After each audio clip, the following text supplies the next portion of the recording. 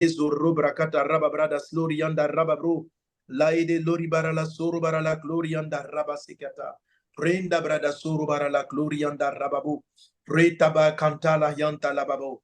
Reçois l'élévation, reçois la gloire, Jésus. Nous te louons, Jésus. Nous t'élevons, Jésus-Christ. Alléluia. Merci Seigneur mon Dieu. Amen. Amen. Amen. Amen. Quelqu'un donne un bon amen. Amen. Amen. Amen. Que le nom du Seigneur soit béni. Amen, amen, amen. Alors, je vous souhaite à tous et à toutes, à travers, à tous et à toutes, en tout cas présents, connectés à ce 5e jour, je vous souhaite à tous vraiment la bienvenue à la table du Seigneur. Si tu as un voisin à côté de toi, dis bienvenue à la table du Seigneur, bon appétit dans la table du Seigneur, mange le corps de Christ, bois le sang de Christ, prends la vigueur de Christ, sois le bienvenu. Alléluia. Amen. Aujourd'hui est une journée où nous nous tenons dans le sang de Jésus-Christ, où nous allons prier, proclamer, déclarer dans le nom de Jésus avec persistance la victoire contre les hordes des démons, des maladies qui ont été lancées sur la terre à travers ces Jeux olympiques. Pasteur Prisca me partageait une vidéo il y a quelque temps que même en 2012, lors de la cérémonie des Jeux olympiques, ils avaient fait encore une forme d'incantation qui ressemblait. Je pense qu'à Nat Fire, on va peut-être la projeter, on va voir un peu. Donc, il y a plus de 10 ans avant le Covid, il y a eu une cérémonie incantatoire lors des Jeux olympiques et toute la symbolique semblait annoncer le Covid. Voilà. Donc, il y avait des lits d'hôpitaux et puis, en tout cas, une cérémonie assez étrange. Donc, ces sorciers, ces occultistes, ces faux prophètes, ces prophètes de Satan ne sont pas à leur première initiative de faire des incantations. Je me souviens, je donne le témoignage dans quelques ouvrages, il y a des années de cela, ils étaient réunis avec un groupe mystique réuni en Afrique du Sud qui avait fait des fortes incantations contre les valeurs de la famille. Et après leur incantation, je me souviens, j'étais encore, ça devait se passer en fin des années 80, donc début 90, début des années 90, et j'étais encore jeune dans la foi, et cette information nous est revenue qu'ils avaient fait vraiment beaucoup de pratiques contre les valeurs de la famille, et après ce mouvement-là, les mouvements de perversion, le libertinage sexuel, la liberté sexuelle, le manque de... C'est comme si ces choses-là ont progressé de manière phénoménale à travers le monde. Il y a eu énormément de divorces. Je me souviens à cette époque-là, vraiment, ça semblait étrange. Et les gens disaient, voilà, ils se sont retrouvés. Et à l'époque, déjà, on nous demandait de prier contre les démons qui étaient lancés dans l'air. Et bon, à l'époque, j'avais vraiment sous-estimé l'impact de cela. Et quand j'ai commencé à voir, attends, tel pasteur est en divorce, tel couple est en divorce, tel couple, tel foyer. Je dis, parce que je ne pouvais même pas m'imaginer, donc, à cette période-là, qu'on pouvait même mentionner même le mot divorce, même au sein de l'Église. Et après, et je me souviens donc à l'époque, parmi les sujets qu'on donnait, ils ont dit que les hommes de Dieu allaient être attaqués, les églises allaient être attaquées, la famille allait être attaquée au travers de l'institution qui avait sacralisé la famille, c'est-à-dire l'Église. L'Église, parce que Jésus nous dit dans le livre de Hébreux chapitre 13 que le mariage soit honoré de tous, que le mariage soit honoré. Donc, la parole de Dieu honore le mariage. Et déjà, donc, à cette époque-là, j'avais dit donc cette incantation et nous avons vu les effets. Je crois qu'à cette époque, l'Église ne s'est pas mobilisée. Les gens invoquent des ténèbres, les gens invoquent des démons, il y a des actes. Jésus a dit simplement, il a dit, veillez et priez, parce que c'est l'heure des ténèbres. Jésus a dit ceci. Il dit, la nuit vient où personne ne peut travailler. Donc, nous devons être conscients de la guerre spirituelle et savoir qu'il y a des moments où les forces des ténèbres semblent avoir l'ascendant. Et c'est ce qui est décrit dans le livre de Matthieu chapitre 24. Mais Jésus dit une chose très intéressante en Matthieu chapitre 24. Il dit ceci, qu'il va y avoir beaucoup de malheurs, il y aura beaucoup de malheurs qui viendront. Et il va dire que, mais si ces jours n'étaient abrégés, personne ne serait sauvé.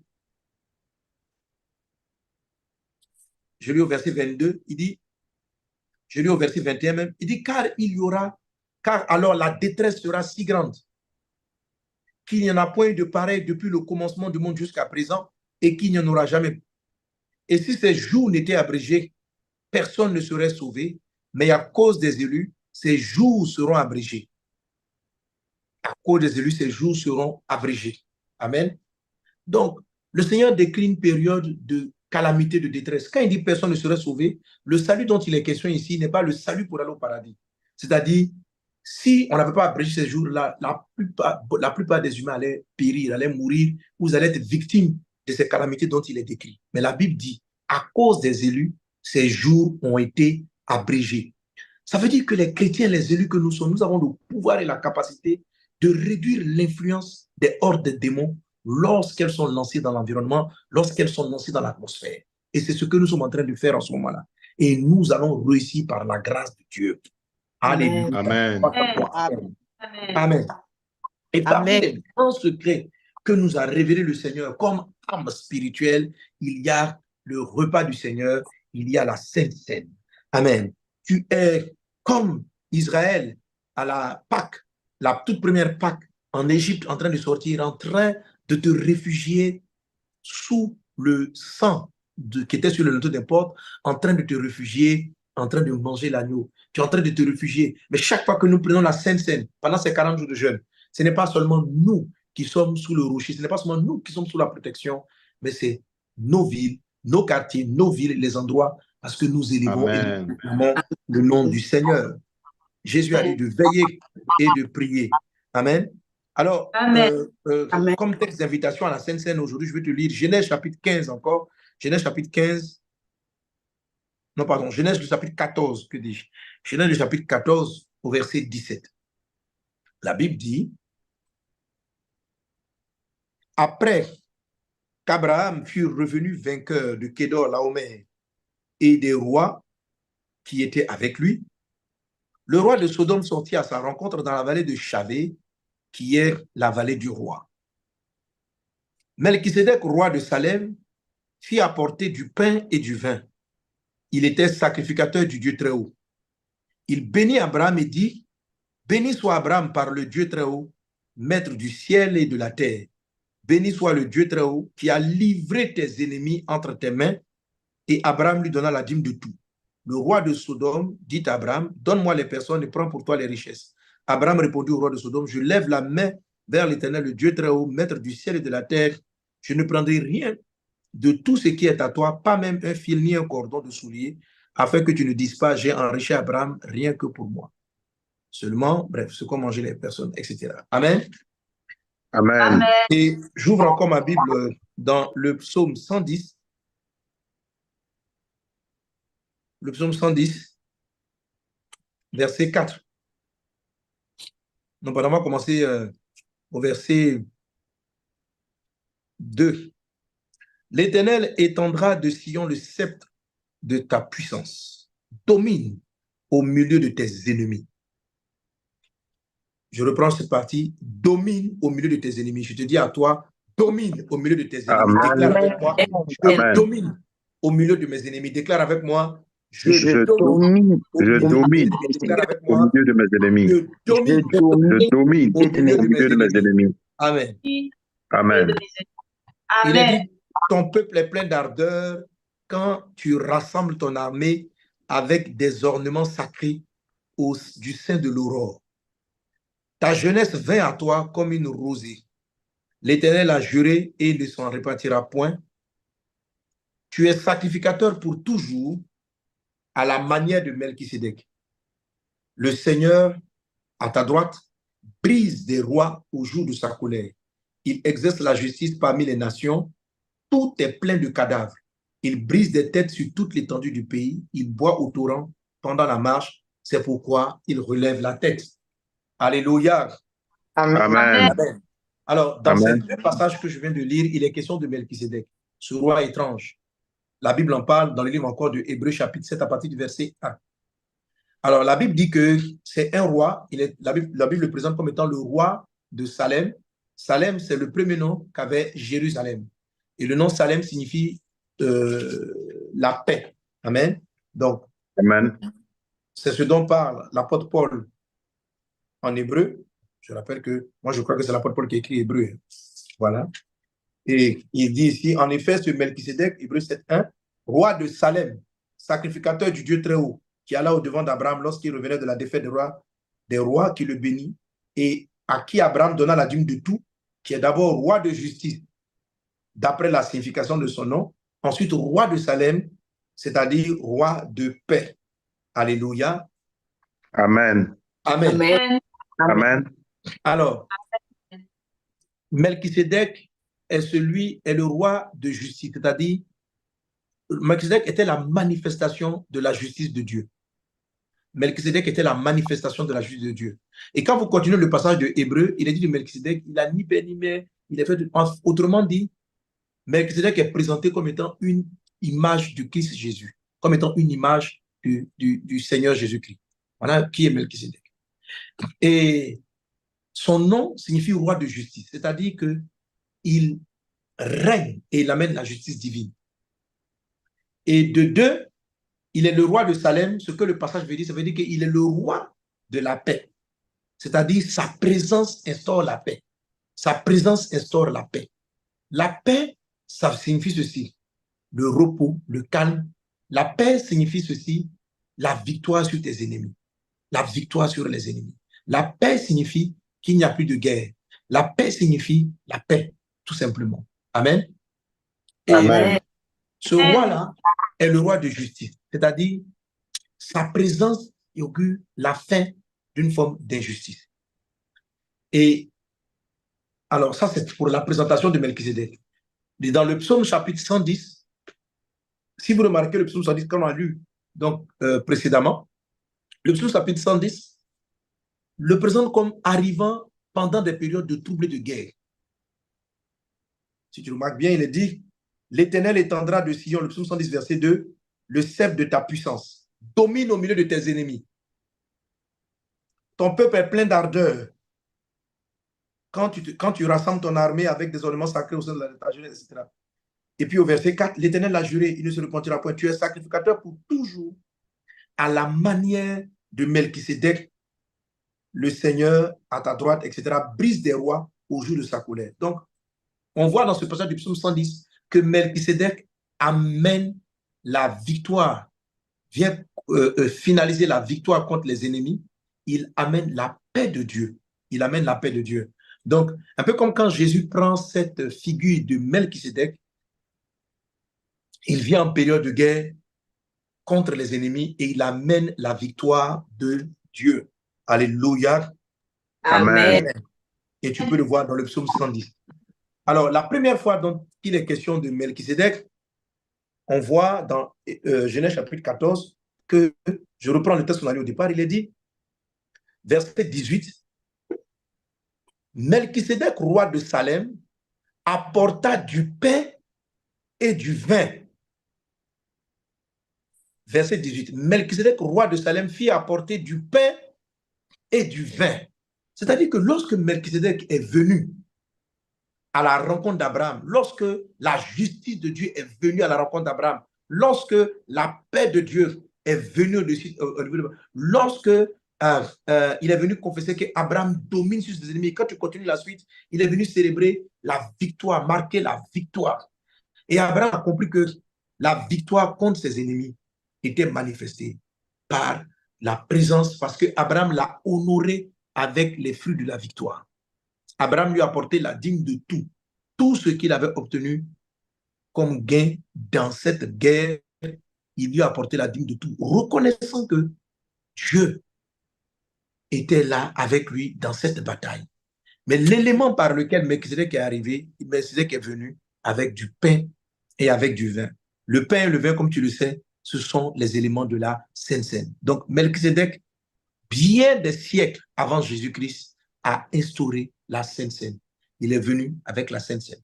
Les deux éléments-là, la Sainte Seine et la dîme apparaissent ici. Ce sont des choses avant la loi. Ce sont des choses très sacrées. Présenter au Seigneur les premières parties de nos revenus. Amen. Voilà. C'est ce qu'on appelle Alléluia. Mais je suis pas en train de discuter sur la dîme. Amen. Mais aujourd'hui, sur le pain et le vin. Alléluia. Donc, lorsque tu prends la Sainte Seine, vois dans ton esprit la victoire, vois Tu vois, il a dit dans le psaume 110, je t'ai dit, tu es sacrificateur pour toujours, selon l'ordre de Melchisédek. Tu es sacrificateur pour toujours. Cette parole est adressée à Christ, mais nous sommes cachés en Christ. Autrement dit, nous aussi, la Bible dit que Jésus-Christ a fait de nous des sacrificateurs. Il a fait de nous un peuple de rois et des sacrificateurs. Ce qui veut dire que nous, notre sacrificature, elle est différente de celle de Lévi. Nous sommes sacrificateurs selon l'ordre de Melchisédek. Nous sommes sacrificateurs. Jésus a fait de toi et de moi un sacrificateur. Nous sommes sacrificateurs selon l'ordre de Melchisédek. Amen.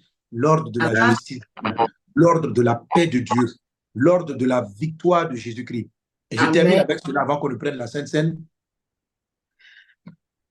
Dans cette bataille qui a eu lieu, Abraham était parti délivrer son neveu Lot de toutes ces armées-là qui étaient partis piller Sodome et Gomorrhe. Et en pillant Sodome et Gomorrhe, ils avaient enlevé Lot et sa famille. Donc, à cause de Lot, à cause du frère qui est faible, Abraham s'est levé, il est parti vraiment délivrer les captifs. Délivrer les captifs. Dieu veut que nous soyons des instruments pour la délivrance des captifs.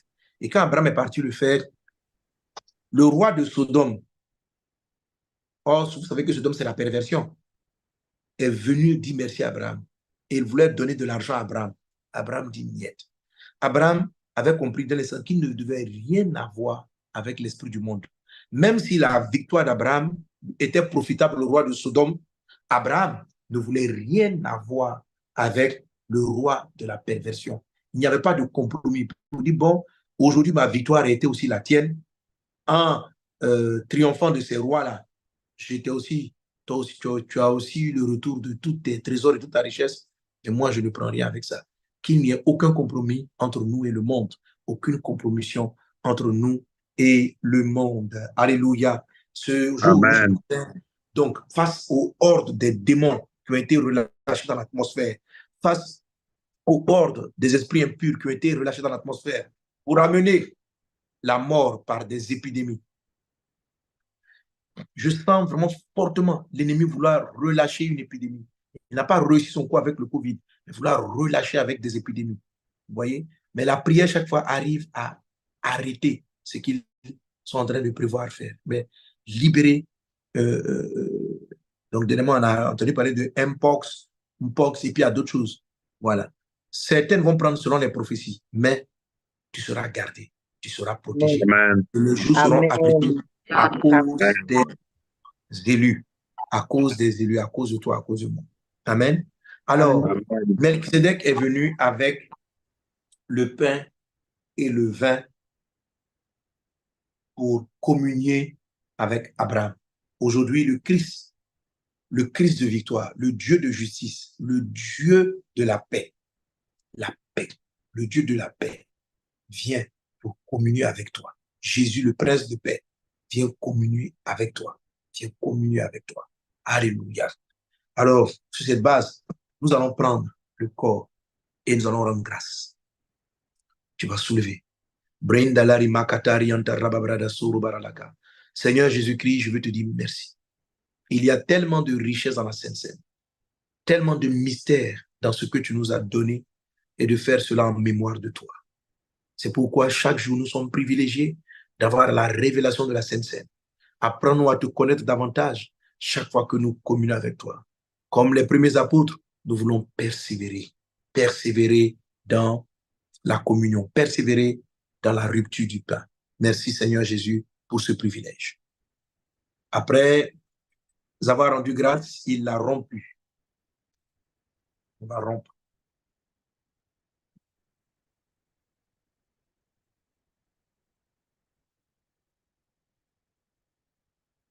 Et il dit, et tu vas le déclarer avec moi, Seigneur, merci pour ton corps. Seigneur, merci pour ton corps. Merci pour ton corps. Brisé pour moi. Brisé pour moi. Merci pour ta vie. Merci pour ta vie. Que tu as offerte pour moi. Que tu as offerte pour moi. Merci parce qu'à cause de tes maîtrisures. Merci parce qu'à cause de tes maîtrisures, nous sommes guéris. Nous sommes guéris. Les démons de maladie. Les démons de maladie. Les esprits de guerre. les esprits de guerre qui ont été relâchés sur cette terre qui ont été relâchés sur cette terre sont anéantis au nom de Jésus. sont anéantis au nom de Jésus. Sont anéantis au nom de Jésus. Sont anéantis au nom de Jésus. Et nous prenons la victoire Et nous prenons la victoire en communion avec ton corps, en communion avec ton corps, selon l'ordre de Melchisédek. selon l'ordre de Melchisédek. Ensemble, prenons le corps.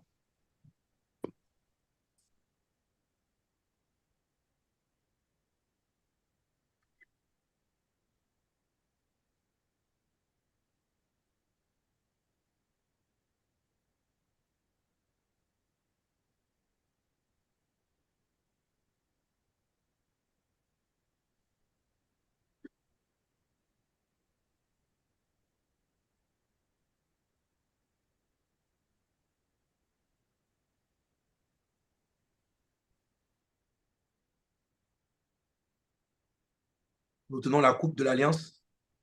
Dis avec moi, merci Seigneur. Merci Seigneur Ton sang qui nous recouvre. pour ton sang qui nous recouvre, Pour ton sang, pour le sang du rachat. pour le sang du rachat, Pour le sang de l'Alliance. pour le sang de l'Alliance. Merci Seigneur. Merci Seigneur. Au nom de Jésus. Au nom de Jésus. Amen. Amen. Amen.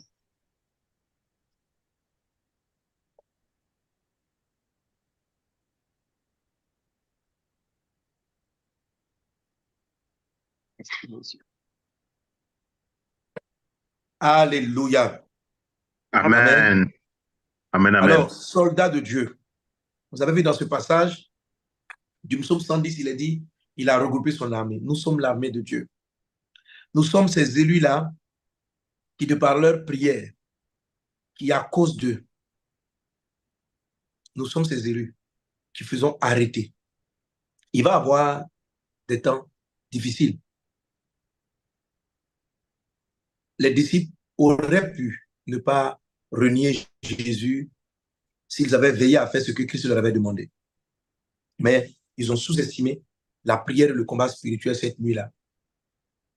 Ils étaient convaincus de leur détermination intérieure, ils étaient convaincus de leur force intérieure à résister par eux-mêmes. Et malheureusement, ce que Jésus craignait a fini par leur arriver. Mais l'intercession de Jésus a abrégé leur rétrogradation. Et ils sont revenus au Seigneur. Ça a abrégé leur chute. S'ils avaient prié, ils n'auraient pas chuté. Comme ils n'ont pas prié, ils ont chuté, les choses sont arrivées, mais ils sont revenus entre les mains du Seigneur. Amen. Ils sont revenus Amen. au Seigneur. OK? Amen. La prière et ces moments que nous faisons sont extrêmement importants. Tu te rendras compte au fil du temps de l'efficacité et de la grâce qui va reposer sur toi et autour de toi à cause de ces moments. Ne Amen. baisse pas les bras, persévère dans la sainte scène, persévère, comme les apôtres, comme les premiers chrétiens qui persévéraient dans la rupture du pain. Persévérons, persévérons, persévérons. Aujourd'hui est une journée de combat spirituel. Alors voici des choses qui vont arriver, qui vont être atténuées. Prions Dieu par rapport à la crise en Ukraine. Il y a très longtemps, j'ai fait un songe dans lequel il y avait une guerre en Europe de l'Est. Je pense que c'était dans la période où il y avait les conflits dans les Balkans. Donc, à cette époque-là, je pensais qu'il s'agissait de cette crise. Et j'ai vu, pendant cette crise-là, quelqu'un qui est venu, il semblait jeune, très dynamique, mais quelqu'un de très suivi dans le monde. Et il est venu au milieu de la guerre et il a amené la paix. Il a amené la paix et il a commencé vraiment à honorer, célébrer dans le monde. Et cet homme-là s'est révélé par la suite de mon rêve être l'Antichrist. Mais une chose aussi que j'avais vue dans la même période, dans les songes, et dont j'ai parlé déjà dans des prophéties, c'était que quelque chose s'était dégagé dans l'atmosphère. Est-ce les effets d'une bombe nucléaire, un nuage nucléaire, et quelque chose s'était dégagé dans l'atmosphère et avait rendu une bonne partie de l'Occident, de l'Europe, invivable. Et le monde était comme pollué. Était comme pollué. Donc, cette pollution-là, va-t-elle venir par un problème atomique, nucléaire, par une maladie? Mais j'ai vu comme le monde devenir pratiquement invivable. Invivable. Et à l'intérieur de cela, au lieu de se tourner vers Dieu, plusieurs vont s'élever contre Dieu et cet homme-là semblera venir être apporté la paix. Nous sommes rentrés dans la période où ceux qui avaient annoncé, par exemple, le Covid 10 ans avant qu'il n'arrive et maintenant sont en train de tramer pour que le monde passe par des temps de larmes, de temps difficiles. Mais ils vont et ils nous ont trouvés sur leur chemin. Amen. Un peuple dans la prière, un peuple dans le jeûne, un peuple dans la crainte de Dieu. Je dis cela afin que lorsque vous verrez cela arriver, vous ne soyez pas surpris et que vous soyez confiants aussi que Dieu est celui qui vous garde, il est celui qui vous protège, il est celui qui veille sur vous et il est celui qui nous donnera la victoire. Amen. Que Dieu vous bénisse abondamment. Amen. Que le sang de Christ recouvre.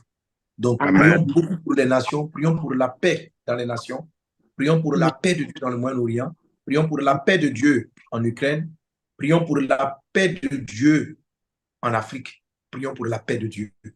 Melchisedec, le roi de la paix. Que Dieu vous bénisse abondamment, que la grâce et la paix de Dieu soient avec chacun. Je veux vous laisser. Amen.